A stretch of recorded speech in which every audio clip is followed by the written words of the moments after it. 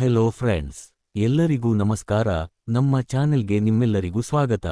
ಇವತ್ತು ನಾನು Sherlock homes season 3ರ ಮೊದಲನೇ ಎಪಿಸೋಡನ್ನು ಎಕ್ಸ್ಪ್ಲೇನ್ ಮಾಡೋಕೆ ಹೊರಟಿದ್ದೀನಿ.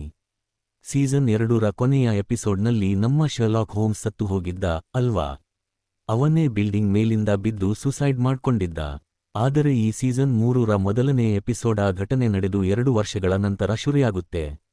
ಇಲ್ಲಿ ನಮಗೆ ಆಂಡರ್ಸನ್ ಮತ್ತು ಲೆಸ್ಟ್ರೇಡ್ ಕಾಣಿಸ್ತಾರೆ. ಇವರಿಬ್ಬರು ಶರ್ಲಾಕ್ ಹೋಮ್ಸ್ ಸಾವಿನಿಂದ ತುಂಬಾ ದುಃಖದಲ್ಲಿದ್ದಾರೆ. ಅಷ್ಟೇ ಅಲ್ಲ, ಶರ್ಲಾಕ್ ಹೋಮ್ಸ್ ಮೇಲೆ ಇದ್ದ ಆರೋಪಗಳು, ಅಂದ್ರೆ ಅವನು ಒಬ್ಬ ಫೇಕ್ ಡಿಟೆಕ್ಟಿವ್ ಅನ್ನೋ ಅಲಿಗೇಷನ್ಸ್ ಎಲ್ಲ ಇವಾಗ ಕ್ಲಿಯರ್ ಆಗಿರುತ್ತೆ. ನಿಜವಾದ ಕ್ರಿಮಿನಲ್ ಮೊರಿಯಾರ್ಟಿ ಅನ್ನೋದು ಇಡೀ ಜಗತ್ತಿಗೆ ಗೊತ್ತಾಗಿರುತ್ತೆ. ಇದರ ನಂತರ ನೆಕ್ಸ್ಟ್ ಸೀನ್ನಲ್ಲಿ ನಮಗೆ ಡಾಕ್ಟರ್ ವಾಟ್ಸನ್ ಕಾಣಿಸ್ತಾರೆ. ವಾಟ್ಸನ್ ಇವಾಗ ಮೀಸೆ ಬೆಳೆಸಿಕೊಂಡಿದ್ದಾರೆ. ಅಷ್ಟೇ ಅಲ್ಲ, ಅವರು ಮುಂಚೆ ಶರ್ಲಾಕ್ ಜೊತೆ ಇರ್ತಿದ್ದ ಬೇಕರ್ ಸ್ಟ್ರೀಟ್ ಮನೆಯಲ್ಲಿ ಇವಾಗ ಇರಲ್ಲ. ಬದಲಿಗೆ ತಮ್ಮ ಗರ್ಲ್ ಫ್ರೆಂಡ್ ಮೇರಿ ಜೊತೆ ಬೇರೆ ಕಡೆ ವಾಸ ಮಾಡ್ತಿರ್ತಾರೆ. ಈಗ ಸೀನ್ ಕಟ್ ಆದ್ರೆ ಒಂದು ದಟ್ಟವಾದ ಕಾಡು. ಅಲ್ಲಿ ಒಬ್ಬ ವ್ಯಕ್ತಿಯನ್ನು ಸರಪಳಿಯಿಂದ ಕಟ್ಟಿ ಹಾಕಿದ್ದಾರೆ. ಇನ್ನೊಬ್ಬ ಕ್ರೂರ ವ್ಯಕ್ತಿ ಅವನಿಗೆ ಸಿಕ್ಕಾಪಟ್ಟೆ ಟಾರ್ಚರ್ ಕೊಟ್ಟಿರ್ತಾನೆ. ಇವರಿಬ್ಬರ ಜೊತೆಗೆ ಅಲ್ಲಿ ಮೂರನೇ ವ್ಯಕ್ತಿಯೊಬ್ಬ ಸೈಲೆಂಟ್ ಆಗಿ ಕೂತಿರ್ತಾನೆ. ಯಾವಾಗ ಆ ಟಾರ್ಚರ್ ಮಾಡೋವನು ಅಲ್ಲಿಂದ ಹೋಗ್ತಾನೋ ಆಗ ಆ ಮೂರನೇ ವ್ಯಕ್ತಿ ಯಾರು ಅಂತ ರಿವೀಲ್ ಆಗುತ್ತೆ. ಅವನೇ ಶರ್ಲಾಕ್ನ ಮೈಕ್ರಾಫ್ಟ್ ಬಂದು, ನಿನ್ನ ಹಾಲಿಡೇ ಮುಗೀತು ತಮ್ಮ, ಇನ್ಮೇಲೆ ನೀನು ಲಂಡನ್ಗೆ ವಾಪಸ್ ಬರಬೇಕು. ಯಾಕಂದ್ರೆ ಲಂಡನ್ನಲ್ಲಿ ಅಂಡರ್ಗ್ರೌಂಡ್ ಟೆರರಿಸ್ಟ್ ನೆಟ್ವರ್ಕ್ ತುಂಬಾ ಸ್ಟ್ರಾಂಗ್ ಆಗ್ತಿದೆ ಅಂತ ಹೇಳ್ತಾನೆ. ಅಂದ ಹಾಗೆ ಆ ಸರಪಳಿಯಲ್ಲಿ ಕಟ್ಟುಬಿದ್ದಿದ್ದ ವ್ಯಕ್ತಿ ಬೇರೆ ಯಾರೂ ಅಲ್ಲ, ಸ್ವತಃ ನಮ್ಮ ಶರ್ಲಾಕ್ ಹೋಮ್ಸ್. ಶರ್ಲಾಕ್ ಮುಖದಲ್ಲಿ ಒಂದು ಸಣ್ಣ ಸ್ಮೈಲ್ ಮೂಡುತ್ತಿದ್ದಂತೆ ಸೀನ್ ಕಟ್ ಆಗುತ್ತೆ. ಮುಂದಿನ ಸೀನ್ನಲ್ಲಿ ಡಾಕ್ಟರ್ ವಾಟ್ಸನ್ ಮಿಸಸ್ ಹಡ್ಸನ್ನ ಭೇಟಿಯಾಗೋಕೆ ಬಂದಿರ್ತಾರೆ. ತಾನು ಲೈಫ್ನಲ್ಲಿ ಮೂವ್ ಆನ್ ಆಗಬೇಕು, ಅದಕ್ಕಾಗಿಯೇ ತನ್ನ ಗರ್ಲ್ ಫ್ರೆಂಡ್ ಮೇರಿಗೆ ಮ್ಯಾರೇಜ್ ಪ್ರಪೋಸ್ ಮಾಡಬೇಕು ಅನ್ಕೊಂಡಿರೋದಾಗಿ ಹೇಳ್ತಾರೆ. ಇತ್ತ ಕಡೆ ಮೈಕ್ರಾಫ್ಟ್ ಜಾಗದಲ್ಲಿ ಶರ್ಲಾಕ್ ಹೋಮ್ಸ್ ತನ್ನ ಶೇವಿಂಗ್ ಮಾಡ್ಕೊಳ್ತಿರ್ತಾನೆ. ರೆಡಿ ಆದ ಮೇಲೆ ವಾಟ್ಸನ್ ಎಲ್ಲಿದ್ದಾನೆ ಅಂತ ಕೇಳ್ತಾನೆ. ವಾಟ್ಸನ್ ಒಂದು ರೆಸ್ಟೋರೆಂಟ್ನಲ್ಲಿ ಮೇರಿಯನ್ನು ಭೇಟಿಯಾಗ್ತಿದ್ದಾನೆ ಅನ್ನೋ ವಿಷಯ ತಿಳಿಯುತ್ತೆ. ನಮ್ಮ ಶರ್ಲಾಕ್ ತಕ್ಷಣ ಅದೇ ರೆಸ್ಟೋರೆಂಟ್ಗೆ ತಲುಪ್ತಾನೆ. ಅಲ್ಲಿ ಸುತ್ತಮುತ್ತಲಿನ ಟೇಬಲ್ನಿಂದ ಕನ್ನಡಕ ಅದನ್ನೆಲ್ಲ ಕದ್ದು ಒಬ್ಬ ವೇಟರ್ ತರ ಗೆಟಪ್ ಹಾಕ್ತಾನೆ. ಆಮೇಲೆ ಡಾಕ್ಟರ್ ವಾಟ್ಸನ್ ಆರ್ಡರ್ ತಗೊಳ್ಳೋಕೆ ಅವರ ಟೇಬಲ್ ಹತ್ತಿರ ಹೋಗ್ತಾನೆ. ಯಾವಾಗ ವಾಟ್ಸನ್ ಶರ್ಲಾಕ್ನ ನೋಡ್ತಾರೋ ಶಾಕ್ ಆಗ್ಬಿಡ್ತಾರೆ. ಆ ಶಾಕ್ ತಕ್ಷಣ ಸಿಕ್ಕಾಪಟ್ಟೆ ಕೋಪವಾಗಿ ಬದಲಾಗುತ್ತೆ. ಮೊದಲನೇ ಸೀನ್ನಲ್ಲಿ ವಾಟ್ಸನ್ ಎದ್ದು ನಿಲ್ತಾರೆ. ಮುಂದಿನ ಸೀನ್ನಲ್ಲಿ ಶರ್ಲಾಕ್ ಕುತ್ತಿಗೆ ಹಿಸುಕ್ತಾರೆ. ತಕ್ಷಣ ಸೀನ್ ಮತ್ತೊಂದು ರೆಸ್ಟೋರೆಂಟ್ಗೆ ಶಿಫ್ಟ್ ಆಗುತ್ತೆ. ಅಲ್ಲೂ ವಾಟ್ಸನ್ ಶರ್ಲಾಕ್ಗೆ ಹೊಡಿತಾರೆ. ಮೂರನೇ ರೆಸ್ಟೋರೆಂಟ್ಗೆ ಶಿಫ್ಟ್ ಆದಾಗ ಫೈನಲಿ ವಾಟ್ಸನ್ ಶರ್ಲಾಕ್ ಮೂಗು ಮುರಿದು ಬಿಡ್ತಾರೆ. ಆಮೇಲೆ ಮೇರಿ ಜೊತೆ ಅಲ್ಲಿಂದ ಹೊರಟು ಹೋಗ್ತಾರೆ. ಇದರ ನಂತರ ಶರ್ಲಾಕ್ ಹೋಗಿ ಮಿಸಸ್ ಹಡ್ಸನ್ ಮತ್ತು ಲೆಸ್ಟ್ರೇಡ್ ಎಲ್ಲರನ್ನೂ ಭೇಟಿಯಾಗಿ ತನ್ನ ಹೊಸ ಕೇಸ್ ಕಡೆ ಗಮನ ಹರಿಸ್ತಾನೆ. ಶರ್ಲಾಕ್ ತನ್ನ ರೂಮಿನ ಗೋಡೆ ಮೇಲೆ ತುಂಬಾ ಜನರ ಫೋಟೋಗಳನ್ನು ಹಾಕಿರ್ತಾನೆ. ಇವರೆಲ್ಲರೂ ಟೆರರಿಸ್ಟ್ ಆಕ್ಟಿವಿಟೀಸ್ನಲ್ಲಿ ಭಾಗಿಯಾಗಿರೋ ಸಸ್ಪೆಕ್ಟ್ಸ್. ಆಗ ಅಲ್ಲಿಗೆ ಮೈಕ್ರಾಫ್ಟ್ ಬರ್ತಾನೆ. ಯಾಕಂದ್ರೆ ಈ ಕೇಸ್ ಸ್ವತಃ PM ಪ್ರಧಾನಮಂತ್ರಿ ಕೊಟ್ಟಿರೋದ್ರಿಂದ ಮೈಕ್ರಾಫ್ಟ್ ಇದರ ಇಂಪ್ರೂವ್ಮೆಂಟ್ ರಿಪೋರ್ಟ್ ತಗೊಳ್ಳೋಕೆ ಬಂದಿರ್ತಾನೆ. ಇದೇ ಸಮಯದಲ್ಲಿ ಶರ್ಲಾಕ್ಗೆ ಒಬ್ಬ ಕ್ಯಾಬ್ ಡ್ರೈವರ್ ಇಟ್ಟಿದ್ದ ಬ್ಯಾಗ್ ಸಿಗುತ್ತೆ. ಆ ಡ್ರೈವರ್ ಒಬ್ಬ ಬ್ಲೈಂಡ್ ಕುರುಡ ಆಗಿರ್ತಾನೆ. ಶರ್ಲಾಕ್ ತನ್ನ ಸ್ಟೈಲ್ನಲ್ಲಿ ಆ ಬ್ಯಾಗ್ ನೋಡಿ ಕೆಲವು ಮಾಹಿತಿ ಪತ್ತೆ ಹಚ್ಚಿ ತನ್ನ ಹೆಲ್ಪ್ಗೆ ಮಾಲಿಯನ್ನು ಕರೀತಾನೆ. ಯಾಕಂದ್ರೆ ಶರ್ಲಾಕ್ಗೆ ವಾಟ್ಸನ್ ಜೊತೆ ಇರೋ ಅಭ್ಯಾಸ, ಆದ್ರೆ ಇವಾಗ ವಾಟ್ಸನ್ ಇಲ್ಲ ಅಲ್ವಾ? ಅದಕ್ಕೆ ಮಾಲಿಯನ್ನು ಜೊತೆ ಕರ್ಕೊಂಡು ಆ ಕ್ಯಾಬ್ ಡ್ರೈವರ್ ಹತ್ತಿರ ಹೋಗ್ತಾರೆ. ಆ ಡ್ರೈವರ್ ತಾನು ರೈಲ್ವೆ ಸರ್ವಿಸ್ನಲ್ಲಿ ಕೆಲಸ ಮಾಡೋದಾಗಿಯೂ ಅಲ್ಲಿ ನಡೆದ ಒಂದು ವಿಚಿತ್ರ ಘಟನೆಯನ್ನು ಹೇಳ್ತಾನೆ. ಅವನ ಹತ್ತಿರ ಒಂದು CCTV ಫುಟೇಜ್ ಇರುತ್ತೆ. ಅದರಲ್ಲಿ ಒಬ್ಬ ವ್ಯಕ್ತಿ ಟ್ರೈನ್ ಹತ್ತುತ್ತಾನೆ. ಒಂದು ಸ್ಟೇಷನ್ನಿಂದ ಮತ್ತೊಂದು ಸ್ಟೇಷನ್ಗೆ ಟ್ರೈನ್ ತಲುಪುತ್ತೆ. ಆದ್ರೆ ಆ ವ್ಯಕ್ತಿ ಟ್ರೈನ್ನಿಂದ ಇಳಿಯೋದೇ ಇಲ್ಲ. ಮಧ್ಯದಲ್ಲಿ ಯಾವುದೇ ಸ್ಟಾಪೇಜ್ ಕೂಡ ಇರಲ್ಲ. ಶರ್ಲಾಕ್ ತನ್ನ ಮೈಂಡ್ ಪ್ಯಾಲೇಸ್ನಲ್ಲಿ ಕ್ಯಾಲ್ಕ್ಯುಲೇಟ್ ಮಾಡ್ತಾನೆ. ಒಂದು ಸ್ಟೇಷನ್ನಿಂದ ಇನ್ನೊಂದು ಸ್ಟೇಷನ್ಗೆ ಹೋಗೋಕೆ ಕೇವಲ 5 ನಿಮಿಷ ಬೇಕು. ಆದ್ರೆ ಆ ದಿನ ಟ್ರೈನ್ ತಲುಪೋಕೆ 10 ನಿಮಿಷ ತಗೊಂಡಿದೆ. ಹಾಗಾದ್ರೆ ಆ ಮಧ್ಯದ 5 ನಿಮಿಷ ಟ್ರೈನ್ ಎಲ್ಲಿತ್ತು? ಇದನ್ನು ಕಂಡುಹಿಡಿಯಬೇಕು ಅಂತ ಶರ್ಲಾಕ್ ಹೊರಡ್ತಾನೆ. ಹೊರಗಡೆ ಬಂದು ಶರ್ಲಾಕ್ ಮಾಲಿಗೆ ಥ್ಯಾಂಕ್ ಯು ಹೇಳ್ತಾನೆ. ಯಾಕಂದ್ರೆ ಶರ್ಲಾಕ್ ನಿಜವಾಗಿಯೂ ಬದುಕಿದ್ದು ಹೇಗೆ ಅನ್ನೋದ್ರಲ್ಲಿ ಮಾಲಿ ದೊಡ್ಡ ಹೆಲ್ಪ್ ಮಾಡಿರ್ತಾಳೆ. ಅದು ಹೇಗೆ ಅನ್ನೋದು ನಮಗೆ ಎಂಡಿಂಗ್ನಲ್ಲಿ ಗೊತ್ತಾಗುತ್ತೆ.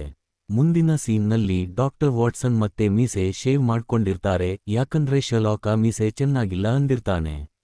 ವಾಟ್ಸನ್ ಶರ್ಲಾಕ್ನ ನೋಡೋಕೆ ಬೇಕರ್ ಸ್ಟ್ರೀಟ್ಗೆ ಬರ್ತಾರೆ. ಆದ್ರೆ ಹೊರಗಡೆನೇ ಇಬ್ಬರು ವ್ಯಕ್ತಿಗಳು ವಾಟ್ಸನ್ನ ಕಿಡ್ನ್ಯಾಪ್ ಮಾಡ್ಬಿಡ್ತಾರೆ. ಸಂಜೆ ಮೇರಿ ಫೋನ್ಗೆ ಕೆಲವು ಕೋಡ್ ವರ್ಡ್ಸ್ ಇರೋ ಮೆಸೇಜ್ ಬರುತ್ತೆ. ಮೇರಿ ತುಂಬಾ ಇಂಟೆಲಿಜೆಂಟ್ ಆಗಿರೋದ್ರಿಂದ ಆ ಕೋಡ್ ಅಂಡರ್ಸ್ಟ್ಯಾಂಡ್ ಮಾಡಿ ತಕ್ಷಣ ಶರ್ಲಾಕ್ ಹತ್ತಿರ ಓಡಿ ಬರ್ತಾಳೆ. ಶರ್ಲಾಕ್ ಆ ಮೆಸೇಜ್ ನೋಡಿದಾಗ ಗೊತ್ತಾಗುತ್ತೆ ವಾಟ್ಸನ್ ಜೀವ ಅಪಾಯದಲ್ಲಿದೆ, ಅವನನ್ನು ಯಾವುದೋ ಚರ್ಚ್ ಹತ್ತಿರ ಇಡಲಾಗಿದೆ ಅಂತ. ಕೂಡಲೇ ಶರ್ಲಾಕ್ ಒಂದು ಬೈಕ್ ತಗೊಂಡು ಮೇರಿ ಜೊತೆ ಶಾರ್ಟೆಸ್ಟ್ ರೂಟ್ನಲ್ಲಿ ಆ ಚರ್ಚ್ ಕಡೆ. ಅಲ್ಲಿ ಚರ್ಚ್ ಹತ್ತಿರ ದೊಡ್ಡದೊಂದು ಒಲೆತರ ಬೆಂಕಿ ಉರಿತಿರುತ್ತೆ. ಅದರ ಒಳಗಡೆ ಪ್ರಜ್ಞೆ ತಪ್ಪಿರೋ ಡಾಕ್ಟರ್ ವಾಟ್ಸನ್ನ ಹಾಕಿ ಮುಚ್ಚಿರ್ತಾರೆ. ಸುತ್ತಮುತ್ತ ಜನ ಪಟಾಕಿ ಹೊಡಿತಿರ್ತಾರೆ. ಶರ್ಲಾಕ್ ಮತ್ತು ಮೇರಿ ಅಲ್ಲಿಗೆ ತಲುಪಿ ಜೀವದ ಹಂಗು ತೊರೆದು ಆ ಬೆಂಕಿಯಿಂದ ಡಾಕ್ಟರ್ ವಾಟ್ಸನ್ನ ಹೊರಗೆ ಎಳೆದು ಕಾಪಾಡ್ತಾರೆ. Scene cut. ಮುಂದಿನ ಸೀನ್ನಲ್ಲಿ ವಾಟ್ಸನ್ ಹುಷಾರಾಗಿ ಮತ್ತೆ ಶರ್ಲಾಕ್ನ ಭೇಟಿಯಾಗೋಕೆ ಬರ್ತಾರೆ. ಬಂದಿದ್ದಾರೆ ಹೊರತು ಇನ್ನು ಶರ್ಲಾಕ್ನ ಫಗಿವ್ ಮಾಡಿಲ್ಲ. ಯಾಕಂದ್ರೆ ಈ 2 ವರ್ಷ ವಾಟ್ಸನ್ ಪಟ್ಟಿರೋ ಕಷ್ಟ ಅಷ್ಟಿಷ್ಟಲ್ಲ, ಶರ್ಲಾಕ್ ಬದುಕಿದ್ದರೂ ಒಂದು ಮಾತು ಹೇಳಿಲ್ಲ ಅನ್ನೋ ಬೇಜಾರು ಅವರಿಗಿದೆ. ಇತ್ತ ಶರ್ಲಾಕ್ ಮತ್ತೆ ಆ ಟ್ರೈನ್ ಕೇಸ್ ಕಡೆ ಬರ್ತಾನೆ. ಆ ಫುಟೇಜ್ ಅನ್ನು ಸೂಕ್ಷ್ಮವಾಗಿ ಗಮನಿಸಿದಾಗ ಗೊತ್ತಾಗುತ್ತೆ, ಟ್ರೈನ್ ಸ್ಟಾರ್ಟ್ ಆದಾಗ 7 ಕೋಚಸ್ ಇರುತ್ತೆ, ಆದ್ರೆ ಮುಂದಿನ ಸ್ಟೇಷನ್ ತಲುಪಿದಾಗ ಕೇವಲ 6 ಕೋಚಸ್ ಇರುತ್ತೆ. ಅಂದ್ರೆ ಮಧ್ಯದಲ್ಲಿ ಒಂದು ಕೋಚ್ ಮಿಸ್ಸಿಂಗ್ ಆಗಿದೆ. ಮಧ್ಯದಲ್ಲಿ ಯಾವುದೇ ಸೈಡ್ ಸ್ಟಾಪೇಜ್ ಇಲ್ಲದಿದ್ರೂ ಮುಂಚೆ ಕಟ್ಟಿ ಇನ್ಕಂಪ್ಲೀಟ್ ಆಗಿ ನಿಲ್ಲಿಸಿದ್ದ ಒಂದು ಹಳೆ ಅಂಡರ್ಗ್ರೌಂಡ್ ಸ್ಟೇಷನ್ ಇರೋದು ಶರ್ಲಾಕ್ಗೆ ನೆನಪಾಗುತ್ತೆ. ಶರ್ಲಾಕ್ ಮತ್ತು ವಾಟ್ಸನ್ ಅಂಡರ್ಗ್ರೌಂಡ್ ಸುರಂಗದ ಮೂಲಕ ಆ ಜಾಗಕ್ಕೆ ತಲುಪ್ತಾರೆ. ಅಲ್ಲಿ ಅವರಿಗೆ ಆ ಕೋಚ್ ಸಿಗುತ್ತೆ. ಆ ಟ್ರೈನ್ ವಿಡಿಯೋದಲ್ಲಿದ್ದ ವ್ಯಕ್ತಿಯ ಹೆಸರು ಡಾಕ್ಟರ್ ಮರಾನ್. ಇವನೇ ಶರ್ಲಾಕ್ನ ಸಸ್ಪೆಕ್ಟ್ಸ್ನಲ್ಲಿ ಒಬ್ಬ.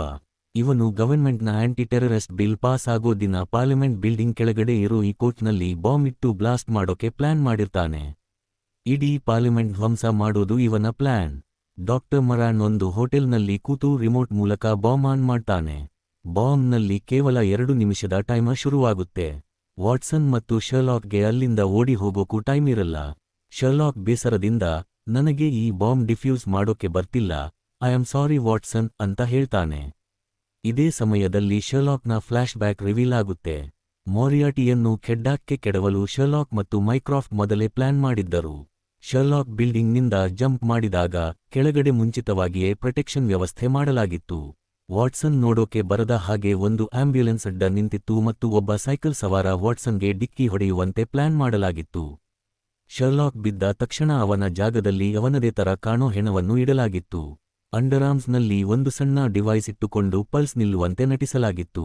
ಹೀಗೆ ವಾಟ್ಸನ್ ಕಣ್ಣಿಗೆ ಮಣ್ಣೆರಚಿ ಕಳೆದ 2 ವರ್ಷಗಳಿಂದ ಮೊರಿಯಾಟಿ ಗ್ಯಾಂಗ್ನ ಸಂಪೂರ್ಣ ನೆಟ್ವರ್ಕ್ ಧ್ವಂಸ ಮಾಡಿ ಶರ್ಲಾಕ್ ವಾಪಸ್ ಬಂದಿದ್ದ. ಇತ್ತ ಪ್ರೆಸೆಂಟ್ ಟೈಮ್ ಸೀನ್ನಲ್ಲಿ ಇನ್ನು ಸಾಯ್ತೀವಿ ಅನ್ಕೊಂಡು ವಾಟ್ಸನ್ ಶರ್ಲಾಕ್ನ ಕ್ಷಮಿಸಿಬಿಡ್ತಾರೆ.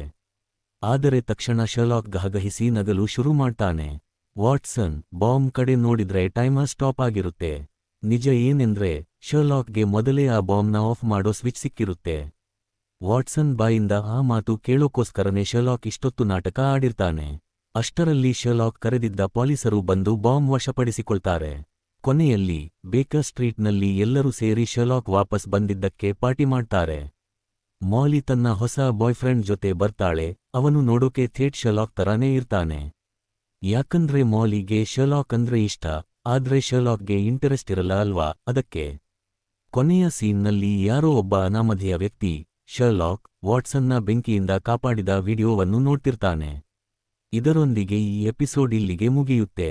ಸೊ ಫ್ರೆಂಡ್ಸ್, ನಿಮಗೇನಾದ್ರೂ ನಮ್ಮ ಈ ಎಕ್ಸ್ಪ್ಲನೇಷನ್ ಇಷ್ಟ ಆಗಿದ್ರೆ ಪ್ಲೀಸ್ ವಿಡಿಯೋಗೆ ಒಂದು ಲೈಕ್ ಕೊಡಿ, ಶೇರ್ ಮಾಡಿ ಮತ್ತು ನಮ್ಮ ಚಾನೆಲ್ಗೆ ಸಬ್ಸ್ಕ್ರೈಬ್ ಆಗೋದನ್ನ ಮರಿಬೇಡಿ. ಸಿಗೋಣ ಮುಂದಿನ ವಿಡಿಯೋದಲ್ಲಿ. ಅಲ್ಲಿಯವರೆಗೂ ಬೈ ಬಾಯ್.